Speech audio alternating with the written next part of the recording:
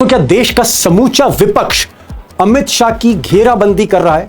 और क्या धर्मेंद्र प्रधान के बाद अगला नंबर मिस्टर शाह का है? अब दोस्तों ये बात मैं इसलिए कर रहा हूं कि On the 25th of July, I wrote a letter to Mr. Amit Shah, very respectful letter, asking some questions. As Home Minister, did you approve the use of lethal force, including pellet guns against students? If not, who did? Are the people in plain clothes seen beating students with lathis, police personnel or volunteers? Who authorized that deployment? तो हमारा कहना है कि students को justice तो मिलेगी. So it is our advice to the Prime Minister, sack Shah और एक SC monitored independent high part committee से प्रोब कराइए, जो जांच करे किसने ऑर्डर दिया, कैसे हुआ, हमारे ही बच्चों पर पैलेट गन का यूज किसने ऑथराइज किया और क्यों. These are our children, they are our future, and the government has no business attacking them, threatening them, beating them, even touching them. Sir आज आपको बीजेपी की तरफ से कोई ऑफर हुई है ज्वाइन करने के लिए? अब तक धमकियां बहुत मिली कि बीजेपी में आ जाओ, अच्छा रहेगा तुम्हारे लिए, तुम्हारे परिवार के लिए. तो मुझे तो मतलब बहुत शर्म आती है कि इतने बड़े प्रधानमंत्री, इतने बड़े अमित शाह, उनके पोते की उम्र का मैं हूँ, उनके पोते की उम्र के बच्चों को इस तरह की धमकियां देते हैं. मतलब क्या क्या फायदा तुम्हारे इतने बड़े प्रधानमंत्री या गृह मंत्री होने का, अगर तुम्हें बच्चों को इस तरह की धमकियां देनी पड़ती है. संसद में कल जो है राहुल गांधी ने डिमांड की अमित शाह जी का इस्तीफा. किसके कहने पे गोलियां चलाई गई उसका जवाब मांग रहे थे, आप क्या कहें? मुझे लगता है इसका आंसर तो बहुत ही क्लियर है. अमित शाह जी के कहने पर ही गोलियां चलेंगी. दिल्ली पुलिस जो रिपोर्ट करती है वो अमित शाह जी को ही करती है, और अगर अमित शाह जी को इसका पता नहीं होगा तो फिर तो होम मिनिस्टर का फेलियर है. पैलेट गन्स चलाई गई है, लोग अंधे हुए हैं. पैलेट गन्स मैंने खुद देखी चलाते हुए, हॉस्पिटल में क्रिटिकल थे वो पेशेंट्स. और गोलियां क्या नहीं चली? AK-47 किसने चलाई? किसकी सरकार है वहां पर? मतलब देश के बच्चों के ऊपर तुम AK-47 चला रहे हो. टाइम था इस देश में AK-47 चलाई जाती थी आतंकवादियों पर, अजमल कसाब पर. जब पार्लियामेंट पर अटैक हुआ था तब AK-47 चलाई जाती थी. आज AK-47 चलाई जा रही है स्टूडेंट्स पर. क्या आने वाले दिनों में अगर विपक्ष कोई अगर बड़ा मुद्दा लेता है सरकार के खिलाफ तो क्या कॉकरोच जनता पार्टी उसमें सहभाग लेंगे, उन्हें सपोर्ट करेंगी? मुझे लगता है अभी सिर्फ विपक्ष नहीं, इस पूरे देश को एक साथ आने की जरूरत है. इस देश में जो लोकतंत्र है, जो चीजें चल रही है, अभी भी क्या हुआ, हमारा प्रोटेस्ट खत्म होकर कुछ दिन ही हुए, सरकार ने आश्वासन दिया था कि किसी भी स्टूडेंट्स को तंग नहीं करेंगे, लेकिन फिर भी स्टूडेंट्स के घर जाकर उनको धमका रहे हैं, उनको डिटेन कर रहे हैं, उनको अरेस्ट की धमकियां दे रही है. एक तरीके से लोगों की आवाज दबाने की जो कोशिश की जा रही है, उससे तो एक चीज साफ पता चलती है, ये सरकार डेमोक्रेसी में बिलीव नहीं करती है, लोकतंत्र में बिलीव नहीं करती है. इस सरकार की वजह से इस देश का डेमोक्रेसी और लोकतंत्र कमजोर हो चुका है. लोकतंत्र को बचाने के लिए, संविधान को बचाने के लिए सिर्फ विपक्ष नहीं, सभी लोगों को एक साथ आना पड़ेगा, और हम सब एक साथ आएंगे. विदेशी फंडिंग आपको हो रहा है मुझे लगता है अगर हमें विदेशी फंडिंग मिल रही है या हमें विदेश से कंट्रोल किया जा रहा है तो ये तो अमित शाह जी का फेलियर है. फिर अमित शाह जी को भी रिजाइन देना चाहिए. इतने बड़े चाणक्य होने के बावजूद विदेश से फंडिंग कैसे आ रही है, विदेश से कैसे कंट्रोल हो रहा है? ককরোচ জনতা পার্টির নেতৃত্বে দিল্লির যন্তর মন্তরে নিট প্রশ্নপত্র ফাঁস কেলেঙ্কারির জন্য যে ছাত্র আন্দোলন গড়ে উঠেছিল, দাবি ছিল শিক্ষামন্ত্রী ধর্মেন্দ্র প্রধানের পদত্যাগ. সেই দাবিতে প্রায় ৩৬ দিন সিজেপি জেনজিদের সেই আন্দোলন দিল্লির বুকে সীমাবদ্ধ থাকেনি, ছড়িয়ে পড়েছিল ভারতবর্ষের ১০০টিরও বেশি শহরে. অবশেষে শিক্ষামন্ত্রী পদ থেকে পদত্যাগ করেন ধর্মেন্দ্র প্রধান. সিজেপিও তাদের আন্দোলন যন্তর মন্তরের সামনে থেকে তুলে নেয়. তারপরেও কি কোথাও থেকে মনে হচ্ছে সেই ছাত্র আন্দোলন কি থেমে গিয়েছে, নাকি সেটা এখন ছাইচাপা আগুন? অর্থাৎ ওপর দেখতে মনে হচ্ছে আগুনটা নিভে গিয়েছে, সব কিছু জ্বলে পুড়ে খাক হয়ে গিয়ে ছাইটা স্তূপাকারে রয়েছে. অর্থাৎ আন্দোলনটা শেষ হয়ে গিয়েছে, এখন ইতিউতি আলোচনা হচ্ছে. কিন্তু ভিতর আগুনটা কি সত্যি জ্বলছে, নাকি পুরোটাই ছাই, ভিতরে আসলে কোনো আগুনই নেই? এই প্রশ্ন এখন কিন্তু গোটা দেশ জুড়ে ঘুরপাক খাচ্ছে. ধর্মেন্দ্র প্রধানের পর এবার তাদের অন্তত কথাবার্তায় যেটা মনে হচ্ছে, মানে ওই সিজেপি নেতৃত্ব বা রাজনৈতিক কারণে রাহুল গান্ধী বা বিজেপি বিরোধী রাজনৈতিক দলগুলো সর্বভারতীয় স্তরে তাদের এবার টার্গেট কিন্তু মোদি মন্ত্রিসভার সেকেন্ড ইন কমান্ড, দেশের প্রধানমন্ত্রী মাননীয় নরেন্দ্র মোদীর ডেপুটি মাননীয় অমিত শাহ. বিরোধী থেকে শুরু করে সিজেপি জেনজিদের এবার টার্গেট, অন্তত তাদের কথাবার্তায় এমনই ইঙ্গিত মিলছে, অমিত শাহ. সেই ছাত্র আন্দোলনের ইস্যু থেকেই এক হলো ওই পেলেট গান, যেটা ছাত্রদের উপর প্রয়োগ করা হয়েছিল. বিহারের একটি ছবিকে তারা অস্ত্র করছে, যেখানে AK-47 নিয়ে ছাত্রদের দিকে ধেয়ে যাচ্ছে কোন এক পুলিশ কর্মী. AK-47 তো জঙ্গিদের জন্য. সিজেপির প্রশ্ন, বিরোধীদের প্রশ্ন, এদেশের ছাত্ররা কি তাহলে সরকারের বিরুদ্ধে কথা বলতে পারবে না, সরকারকে প্রশ্ন করতে পারবে না? তাদেরকে কি সন্ত্রাসবাদী, দেশদ্রোহী বলে টার্গেট করা হবে, AK-47 তাক করা হবে? কেন পার্লামেন্টে আসছেন না অমিত শাহ? প্রশ্ন তুলছেন রাহুল গান্ধী, প্রশ্ন তুলছে বিরোধীরা, প্রশ্ন তুলছে ককরোচ জনতা পার্টির নেতৃত্ব। অভিজিৎ দীপকে আবার বিস্ফোরক দাবি করছেন। তার মাও একটি সর্বভারতীয় সংবাদ মাধ্যমকে একই দাবি করেছিলেন যে তাদের পরিবারকে বলা হচ্ছে যে অভিজিৎ দীপকে যেন বিজেপি জয়েন করে, না তো তাদের পরিবার কিন্তু সমস্যায় পড়বে। এরকম ভুরি ভুরি অভিযোগ আসছে। দিল্লির রাজনীতি কোন পথে?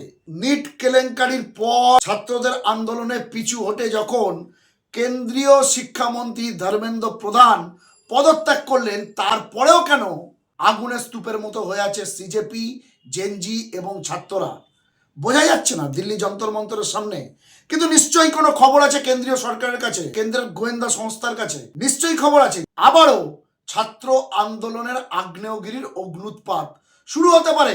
কোট অ্যান্ড কোট আরশোলাদের উৎপাত ফের আছড়ে পড়তে পারে কেন্দ্রীয় সরকারের উপর, এবং সে কারণেই মনে হয় আজ তড়িঘড়ি যন্তর মন্তরে একটা প্রোটেকশন নেওয়া হয়েছে কেন্দ্রীয় সরকারের তরফে। ফের একবার ছাত্র আন্দোলনের আশঙ্কা করে যন্তর মন্তরের সমস্ত ব্যারিকেডকে আরো শক্তপোক্ত করা হচ্ছে। এবং এখানে তো লুকোচুরির কিছু নেই। সিজেপি নেতা অভিজিৎ দীপকে থেকে শুরু করে সৌরভ দাস কিংবা আশুতোষ রাঙ্কে, তারা তো সরাসরি বলছেন আরো বড় আন্দোলনে তারা নামবেন, কারণ তাদের আরো একটি শর্ত নাকি কেন্দ্র মানেনি। এখনো যত্রতত্র এফআইআর হচ্ছে আন্দোলনকারীদের ওপর, তাদেরকে নাকি হুঁশিয়ারি দেওয়া হচ্ছে, দাবি করছে সিজেপি। একই দাবি করছে রাহুল গান্ধী। আবার সিজেপি নেতৃত্ব কৃষক নেতাদের সঙ্গে বৈঠক করছে। চারিদিক থেকে নাকি তারা ঘিরে ফেলার চেষ্টা করছে নরেন্দ্র মোদী সরকারকে। ভাবা যায়? জানি না সত্যি মিথ্যা জানি না, দিল্লির রাজনীতি ঠিক কোন পথে পরিচালিত হচ্ছে, কেনই বা এবার অমিত শাহকে টার্গেট করা হচ্ছে জানি না বলেই একটু জানার চেষ্টা করেছিলাম। কিন্তু কিভাবে জানবো? এ রাজ্যে বসে তো দিল্লির চলমান রাজনীতির আড়ির খবর আমার পক্ষে পুঙ্খানুপুঙ্খ জোগাড় করা সম্ভব নয়। তাই আমাকে একটু অন্য পন্থা অবলম্বন করতে হয়েছে। এক্ষেত্রে আমাকে সর্বভারতীয় সংবাদ মাধ্যমের কিছু খবরের ওপর নির্ভর করতে হয়েছে। সর্বভারতীয় স্তরে বেশ কিছু বিখ্যাত ইউটিউবার এবং প্রাক্তন কিছু দিকপাল সাংবাদিকের নথি ও তাদের কন্টেন্ট ঘাঁটতে হয়েছিল। এগুলো হয়তো আপনারা অনেকেই জানেন, ফের একবার আপনাদের সামনে সেটা আমি উপস্থাপন করব।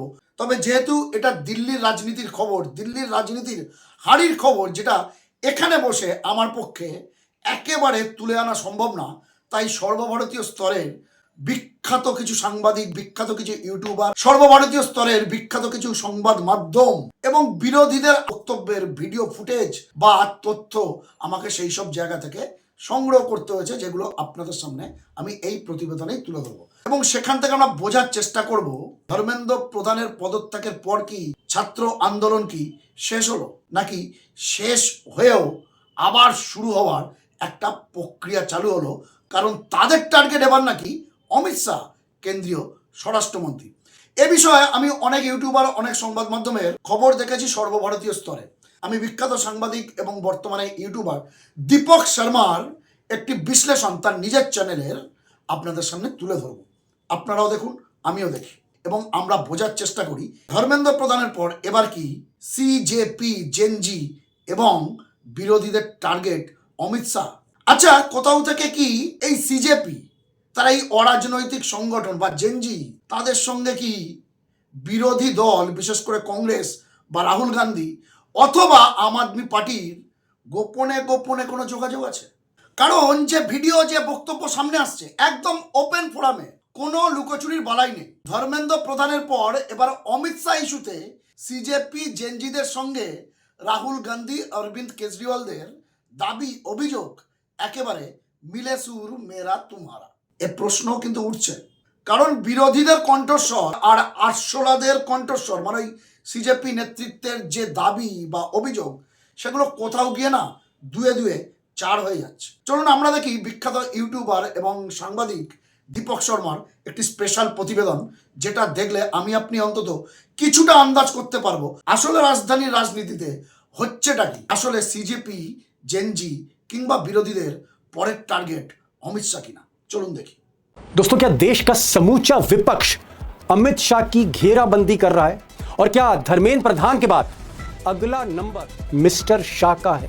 अब दोस्तों, ये बात मैं इसलिए कर रहा हूं क्योंकि आज लोकसभा में पेपर लीक संशोधन बिल पर बहुत इंपॉर्टेंट बहस थी और ये दोपहर से शुरू हुई, रात तक चली, लेकिन अमित शाह सदन से लापता रहे।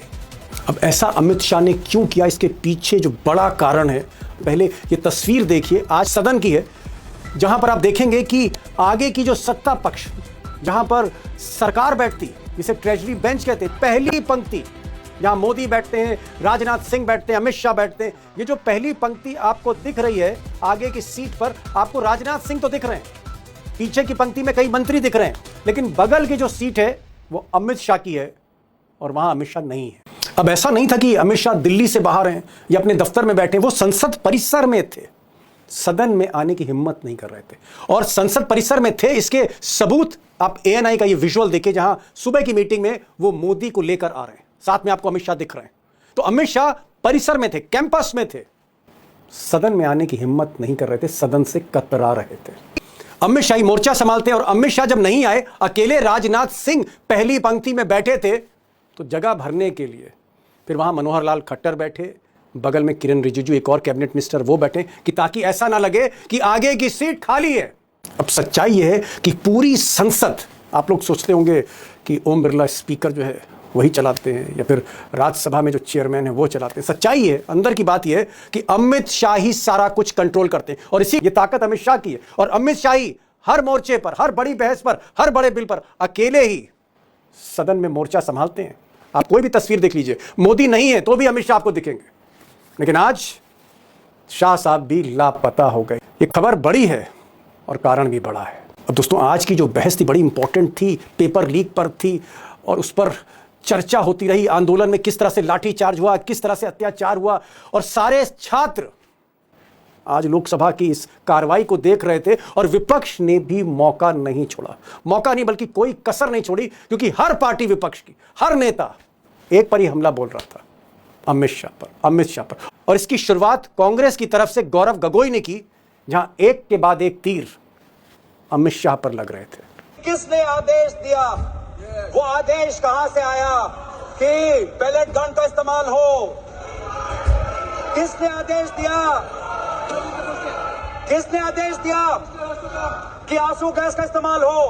किसने आदेश दिया कि लाठी पैरों पे नहीं, लाठी सर पे पड़नी चाहिए? किसने वो आदेश दिया? और सच्चाई है कि धर्मेंद्र प्रधान का जिक्र नहीं था, जिक्र सिर्फ और सिर्फ गृह मंत्री का था, जिक्र सिर्फ और सिर्फ गृह मंत्री के उन आदेशों पर था कि भाई पैलेट गन का आदेश किसने दिया, कमिश्नर ने दिया या होम मिनिस्टर ने दिया? ये जो आंसू गैस के गोले दागे गए, ये किसका आदेश था? पुलिस तो गृह मंत्रालय के अंडर में, सीआरपीएफ तो गृह मंत्रालय के अंडर में, रैपिड एक्शन फोर्स तो गृह मंत्रालय के अंडर में। तो ये आदेश कौन दे रहा था? कौन दे रहा था? सरकार बताए। और इसी कड़ी में प्रियंका गांधी ने भी बड़ा हमला बोला मिस्टर शाह पर। क्या जरूरत थी उन छात्रों पर आंसू गैस चलवाने की, उन पर लाठियां बरसाने की, उन पर वाटर कैनन्स चलवाने की? क्या जरूरत थी उन नौजवान लड़कियों को जलील करते हुए उनके कपड़े फाड़ने की, उनको बेरहमी से गंदी तरह पिटवाने की? देश के युवाओं पर पैलेट गन्स और AK-47 चलवाने की क्या आवश्यकता थी? क्या वे आतंकवादी थे? अब वो चाहे समाजवादी पार्टी के नेता अखिलेश यादव हों, या फिर टीएमसी के अभिषेक बनर्जी हों, या शिवसेना के नेता हों, या अखिलेश की पत्नी डिंपल यादव हों जो लोकसभा की संसद सदस्य हैं, सब के सब एक एक करके जो सवाल पूछ रहे थे वो कहीं ना कहीं अमित शाह को टारगेट कर रहे थे। ऐसा लग रहा था जैसे विपक्ष ने पूरी तरह से तय कर लिया है कि धर्मेंद्र प्रधान का विकेट तो गिरा ही गिरा है, अब अगला नंबर मिस्टर शाह का है। और शायद कहीं ना कहीं एक अंडरस्टैंडिंग दिखती विपक्ष में और छात्रों में कि एक विकेट तो गिर गया, अगला नंबर मिस्टर शाह का है। इससे बड़ा सवाल यह है कि क्या विपक्ष और कॉकरोच जनता पार्टी और छात्र जो आंदोलन कर रहे थे कलकत्ता से लेकर मुंबई तक, दिल्ली से लेकर पटना तक और बाकी राज्यों में, क्या एक अंडरस्टैंडिंग डेवलप हो रही है कि छात्रों को भी लगता है कि चलो भाई, एक तरफ तो पेपर लीक हो रहा था, लेकिन ये जो हमारी पिटाई हुई, हमारे सर पर लाठी मारी गई, या पैलेट गन से हम पर हमला किया गया, या AK-47 का फायर खोल दिया गया, इसके पीछे कौन है? क्या इसके पीछे शाह हैं? और इसीलिए मैं कह रहा हूं कि एक अंडरस्टैंडिंग बन रही है, क्योंकि आज भी कॉकरोच जनता पार्टी ने कहा कि सरकार और सुप्रीम कोर्ट कहीं ना कहीं FIR को लेकर खेल कर रहा है, छल कर रहा है, और ये प्रोटेस्ट हम दोबारा लॉन्च करेंगे। अब आप सोच लीजिए, दोबारा अगर प्रोटेस्ट लॉन्च होता है फिर अगला विकेट कौन सा है, अगला टारगेट कौन सा है? और इसीलिए सवाल है कि क्या आने वाला वक्त अमित शाह के लिए मुश्किल है? तो अमित शाह क्यों नहीं आए? क्या कारण था? कौन सा प्रेशर है? साइकोलॉजिकल प्रेशर है, पॉलिटिकल प्रेशर है, या फिर छात्र और विपक्ष दोनों का मिलकर एक बहुत बड़ा प्रेशर है? सवाल थोड़ा मुश्किल है। দীপক শর্মা যে প্রশ্নটা তুলে দিয়ে গেলেন যে অমিত শাহ কেন একটা গুরুত্বপূর্ণ বিল পাস যেখানে হবে সেখানে তিনি কেন এলেন না? কারণ তিনি একার হাতেই তো সরকার পক্ষের পার্লামেন্টটা সামলান। দেখুন, অমিত শাহকে যারা নিন্দা করেন, অমিত শাহকে যারা পছন্দ করেন না, তার চরম সমালোচকও অন্তত একটা বাক্যে একথা স্বীকার করবে, Amit Shah is a good parliamentarian. অর্থাৎ একজন সাংসদ হিসাবে বা একজন মন্ত্রী হিসাবে তার সরকারের জন্য বা তার দলের জন্য তাকে যা যা ডিপেন্ড করার দরকার 2014 সাল থেকে, সেটা কিন্তু অমিত শাহ খুব দক্ষতা ও যোগ্যতার সঙ্গে করে আসছেন এবং তাকেই বিজেপির চাণক্য বলা হয়। এখন প্রশ্ন যেটা দীপক শর্মাও তুললেন, যে কেন এলেন না? বিরোধী দলগুলোর চাপ, একাধিক প্রশ্নের সম্মুখীন হতে হবে, ককরোচ জনতা পার্টি এবং বিরোধী দল সম্মিলিতভাবে চাপ, সংসদের ভিতরে বাইরে চাপ, জানা নেই। এই প্রশ্নের উত্তরই সম্ভবত দিল্লির রাজনীতি বা সর্বভারতীয় রাজনীতির বিশ্লেষকরা নিশ্চয়ই খুঁজছেন। উত্তর পেলে নিশ্চয়ই সে বিষয়টিও আপনাদের সামনে তুলে ধরবো। অমিত শাহকে গত 12 বছরে কঠিন কঠিন পরিস্থিতির সম্মুখীন হতে হয়েছে। তিনি পার্লামেন্টে এসে বিরোধীদেরকেও পাল্টা জবাব দিয়েছেন। তার অস্ত্রটা কিন্তু খুব একটা ভোঁতা নয়, কিন্তু এই প্রথম অমিত শাহ এলেন না, অথচ বিল পাস হয়ে গেল। প্রশ্ন একটা উঠছে। তো দর্শক বন্ধুরা, এবার কি বিরোধী বা ওই ককরেজ জনতা পার্টি কিংবা জেনজিদের পরবর্তী টার্গেট, মানে ধর্মেন্দ্র প্রধানের পর টার্গেট অমিত শাহ, কেন্দ্রের স্বরাষ্ট্রমন্ত্রী? প্রশ্ন কিন্তু উঠতে শুরু করেছে, হুঙ্কার দিচ্ছে, বিরোধীরাও দিচ্ছে, ককরোচ জনতা পার্টিও দিচ্ছে। এবার বিষয়টিকে কিভাবে সামাল দেন অমিত শাহ, নরেন্দ্র মোদী, সেদিকে আমাদের নজর থাকবে, যেমন নজর থাকবে রাজধানীর রাজনীতির দিকেও। আপাতত এই পর্যন্ত। এক্ষেত্রে আপনাদের মূল্যবান মন্তব্য কমেন্ট বক্সে লিখতে ভুলবেন না। আপনাদের গুরুত্বপূর্ণ মতামত ও পরামর্শ খবরওয়ালা সোমনাথ ইউটিউব চ্যানেলকে আরও সমৃদ্ধ করবে। ভালো থাকবেন, সুস্থ থাকবেন, সতর্ক থাকবেন। খবরওয়ালা সোমনাথ ইউটিউব চ্যানেলের সঙ্গে থাকবেন। নমস্কার।